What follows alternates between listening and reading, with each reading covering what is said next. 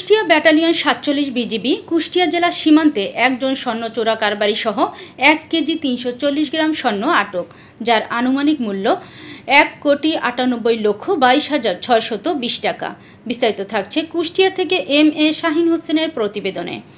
সুনির্দিষ্ট তথ্যের ভিত্তিতে ২২ এপ্রিল ২০২৫ তারিখ আনুমানিক ১২টায় কুষ্টিয়া ব্যাটালিয়ন ৪৭ বিজিবি এর অধিনায়ক লেফটেন্যান্ট কর্নেল মোহাম্মদ মাহবুব মোর্শেদ রহমানের দিক নির্দেশনায় চর চিলমারি বিওপির দায়িত্বপূর্ণ এলাকার সীমান্ত পিলার ১৫৭/৩ হতে আনুমানিক ৩০০ গজ উত্তরে ০ লাইন হতে ১০ গজ বাংলাদেশের অভ্যন্তরে খারিজা থাক মাঠ নামক স্থানে নিয়মিত টহল কমান্ডার নায়েক মোহাম্মদ শাহজালালের নেতৃত্বে চোরাচালান বিরোধী অভিযান পরিচালনা করে বাংলাদেশি নাগরিক শ্রী রপন মণ্ডল পিতা মৃত সুধীর মণ্ডল থানা মুন্সিগঞ্জ সদরের নিকট হতে তাৎক্ষণিকভাবে প্রাপ্ত ওজন অনুযায়ী আনুমানিক ১ কেজি ৩৪০ গ্রাম স্বর্ণ ১২ পিস স্বর্ণের বার উদ্ধার করে।